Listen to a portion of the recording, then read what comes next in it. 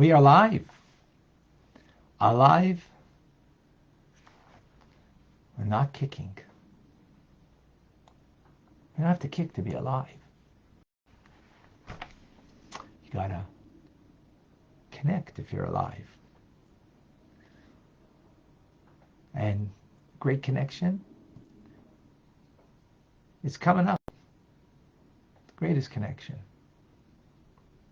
The greatest connection is that we have a soul. And we're connected with that soul. The fact that we feel our body,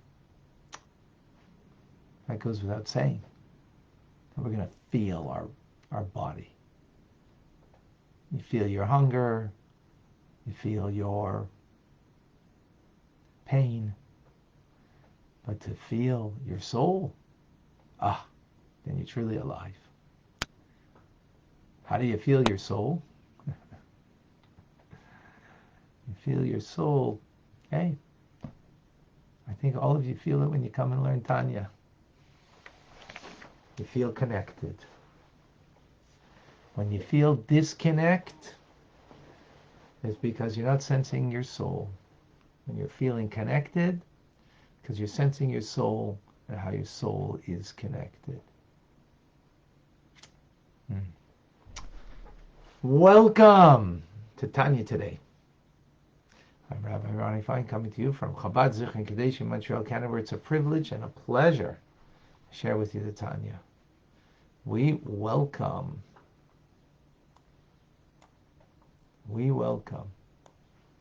Rusty from Texas. Terrence is with us in Melbourne. He's closer to Shavuos than we are. You're on the eve. The last night of the count you had already. Michael is in Germany. Guten Tag. Daphne is having a wonderful Wednesday in South Carolina. Andrea in Phoenix, Arizona has joined us. Rabbi in Morocco. Good afternoon. Brett is joining us in Pennsylvania. And so is Julia, also in Pennsylvania. Two Pennsylvanians. Simcha is in Florida with us. Clem in Brisbane, Australia. Welcome. Marla is joining us in Florida. Stan, good afternoon to you in London, England. Carmen is with us. Good morning to you in Texas. Amy is in Colorado. Good morning. Tim is also Texan. Eugenia, fellow Canadian in Calgary. Davida and Liba. A Tanya-rific day is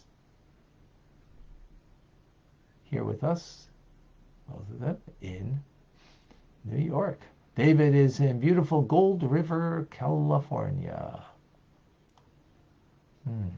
How's the water in the Gold River? Sandy in Michigan, welcome. Dam in Indonesia has joined us. Cindy in Florida. Yan in Mexico is with us. Diana in Arizona. June in Australia. Rena is in Colorado with us. Ashley in Texas. Johan in California. Leah is in Florida.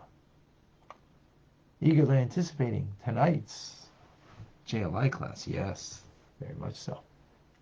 JLI tonight.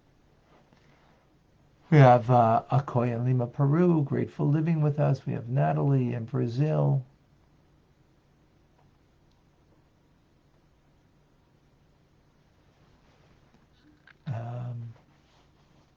Talented Yankee.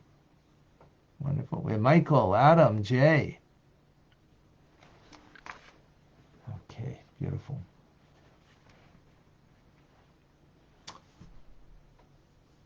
Melanie in Chicago. Yaro is with us in... Forgot now, you have to remind me. Vilma and Michelle. We begin today Book 2 part 2, if you will. The Alter Rebbe calls it Likutei Amarim, a compilation of teachings in his humility. Meaning he's just compiling teachings called Chinuch Katan, which means the education of the child. And that this is compiled from sacred books primarily being from the Maharal in Prague, and the Shalach, or the Shnei Luchos Abris, and from his teachers of heavenly saintliness, whose souls are in Eden, which refer to, of course, the Baal Shem Tov, founder of the Hasidic movement, and his successor, and his Rebbe, the Mizitcher Magid. And this is based on, this second part, on the first paragraph of the recitation of the Shema. Hear, O Israel, the Lord our God, the Lord is one. Right? This is what it's based on, and the first paragraph of the Shema. Baruch Shem in the first paragraph. So we go now into the preface, or before we get into the actual chapter, and now the Rebbe quotes from King Solomon from Mishlei, Chanoich lenar al pi darkei, educate the child according to its way.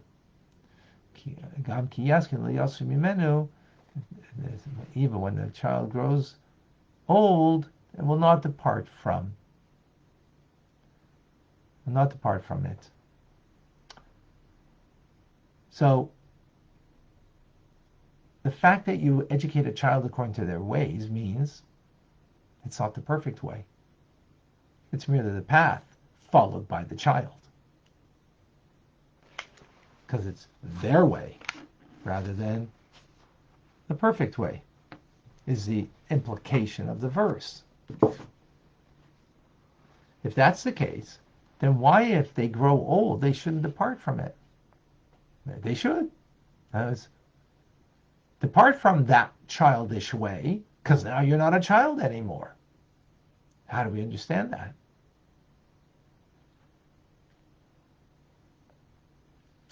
So, it's well known that the awe and love of God are the roots and the foundation of divine service.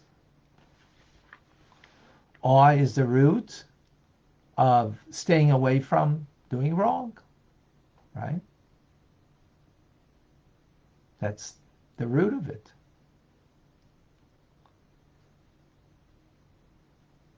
Right? When you have the fear of doing something wrong, of separating from God, so you will refrain. When you have the sense of awe, you will refrain from doing something wrong. Love of God is the root and the fundament of what motivates you to do good, to observe the positive commandments of the Torah and of the sages, which is pretty clear. Which the positive commandments include educating a child include training the child as a positive commandment that a person needs to fulfill. Now, concerning love, the love of God, it says, which I command you to love God, the verse says. She'anechi mitzavcha hayay. To do. So, what does that mean? How do you understand? Love is a feeling.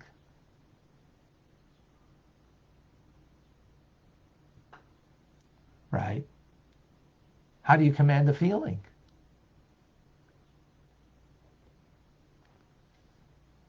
Can't command a feeling. Either you love or you don't love. You can command someone to do something, but you can't command them to do it out of love. So the explanation is as follows. There are two types of love of God. The first one will be the more lofty and very lofty form of love. It's a yearning love of the soul to its creator. Being that the soul is truly a part of God, right? You don't create this love. You just merely reveal it because that's the part of God that's in the soul that just needs to be revealed. So how can that be revealed when, our heart might be in other places? So the rational soul, which is not the godly soul, by the way, important to make a distinction here. We have, in a sense, three souls. Animal soul, which is an emotive one that has its own self-directed agenda. The other extreme is the godly soul, which is purely wants its attachment to God. And then you have the rational soul, kind of in between. The rational soul can understand and appreciate. And because it can appreciate and understand, it can talk to the animal soul and its agenda and bring it on board. The godly soul can't do that because it's in a different league, in a different world, and just doesn't need the language to attach itself to God. But the rational soul does. So the rational soul can understand that I need to prevail over the grossness of the body, meaning the grossness of the body, its agenda, not the body is a temple for the soul. Doesn't mean that. It means that the nature of the body is laziness, is selfishness. That's the nature of the body. But very simply put, when you're hungry, your body feels it. Your body doesn't feel someone else's hunger. Its nature is selfish. The soul can appreciate someone else's hunger, but not the body. The body, when you're hungry, you feel your hunger. Now from there, that can be translated that your soul senses and is sensitive to another person's hunger. But that's a soulful thing. But the body itself, therefore, needs to be subdued and subjugated. And the rational soul is going to do that. Again, because the godly soul doesn't need intelligence to want to be connected to God. The rational soul needs the rationality to want to be connected. And therefore, that rationality that you feed it then will also inspire the animal soul that it too, and the body, it too, should also want to come close to God. And when that happens, then the soul, right? In other words, when you subdue the animal nature of the individual and allow the soul to reveal itself, then there will be a fiery flame that wants to ascend. The soul, the godly soul that is, wants to ascend and to be connected and to rejoice and to exult in its maker and to delight in God in a wondrous bliss. Now, this joyous state, this love of a bond, great love, Ava Rabba, is something for the righteous. It's something for the right. And not everybody's privileged that they can get this. And others to subdue, subjugate, to transform the negativity of the individual, of the body and the animal soul, in order that it too shall come to love God.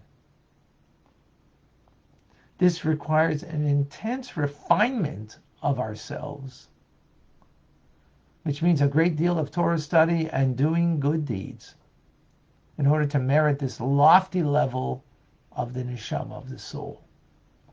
A very lofty level indeed. That's the first kind of love.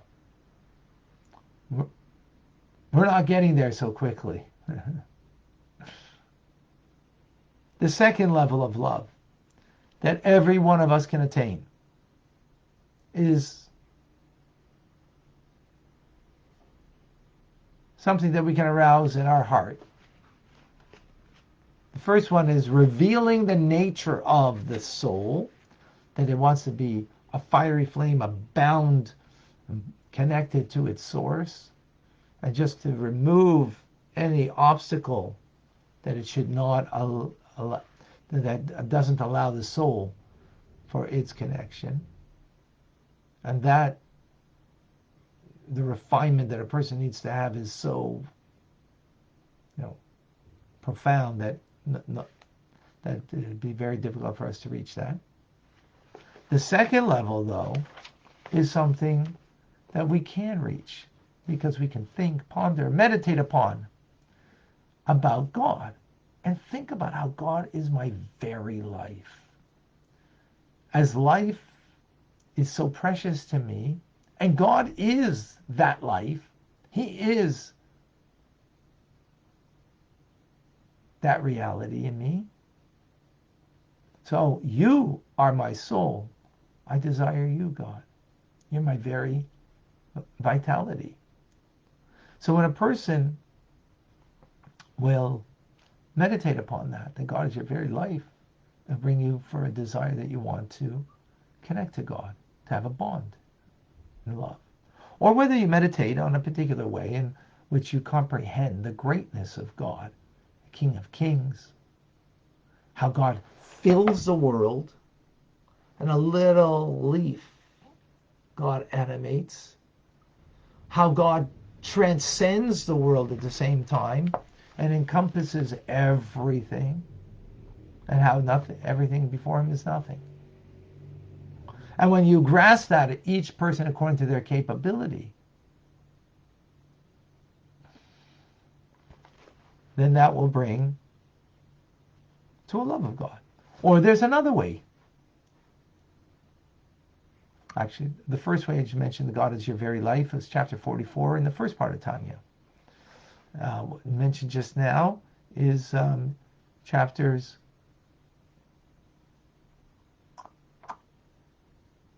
10 through 17.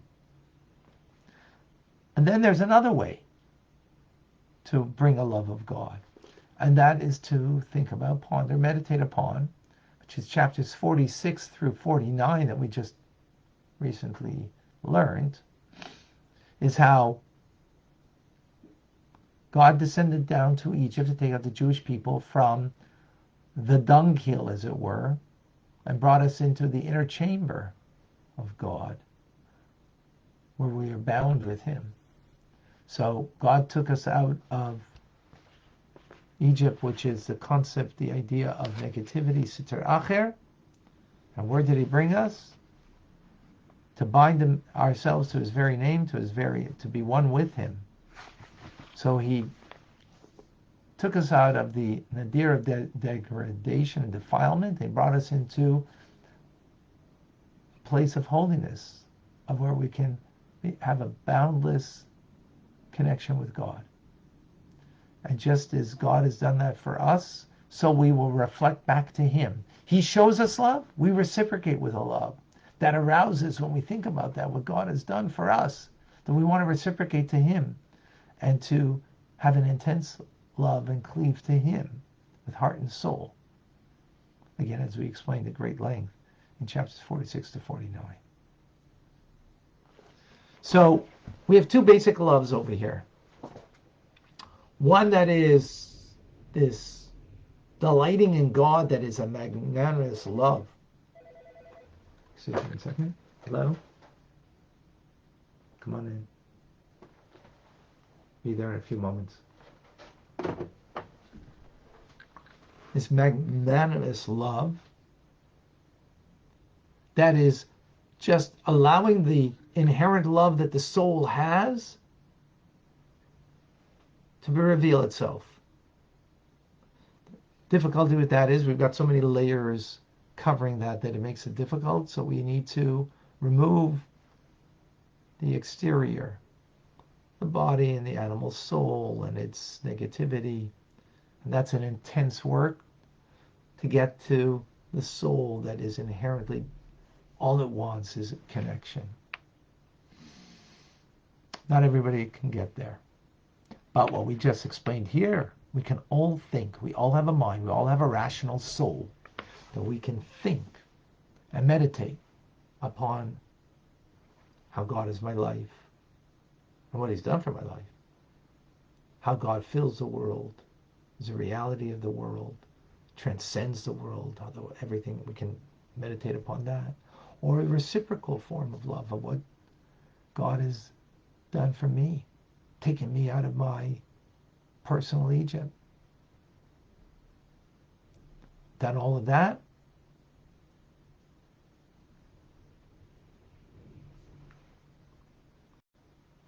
We've done, and therefore we reciprocate and give back. That's something we can achieve. We can own that. 2 types of love. Okay, we have some questions. Jennifer, on Instagram, do you believe that some people have a natural inclination to be closer to Hashem in terms of respecting others, helping others, in that hunger to be good? Absolutely. Each one of us, God created us with a certain nature and capability, and that's our starting point. Absolutely. So some are more attuned, some are less attuned, but that doesn't make the one more attuned better, because they were created more refined to begin with, so their challenge might be less. And if you recall chapters 29 and 30 in the first part of Tanya, we discussed that, how the Beinoni can see himself worse than even a great sinner. Something that we dealt with at length. Thank you, Jennifer. Excellent question.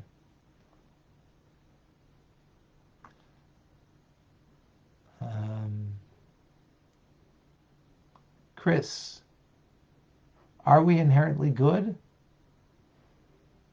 Light? Yes, the divine soul is inherently holy. Absolutely. So we have, that being said, we have a natural tendency is to be self-directed, but deep down we are, absolutely. And that's a challenge over here, is to bring the deep down nature of the soul, to bring it out. Vida, when Mashiach comes, and Hashem will circumcise our hearts, and we will still have the same work, still have to do the same work to get to connect as now. No, it'll be so much easier, so much easier. Mashiach comes will be like the first level of love, that it's going to be easy to remove the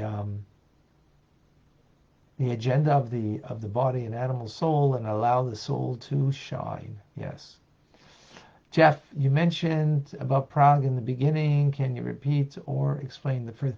Maharal lived in Prague.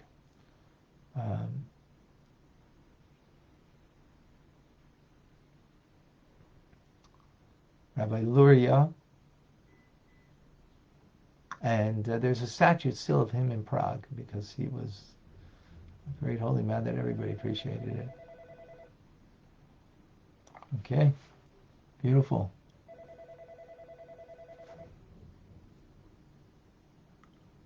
All right, folks.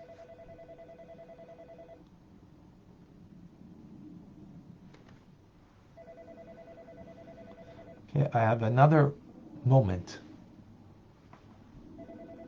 Oh.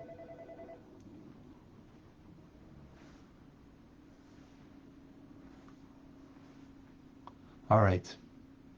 Folks, we're going to continue our conversation. Thank you very much. I'm Rabbi Ronnie Fine, coming to you from Chabad Zurich Montreal, Canada. It's a privilege and a pleasure to share with you the Tanya. Have an amazing Wonderful day.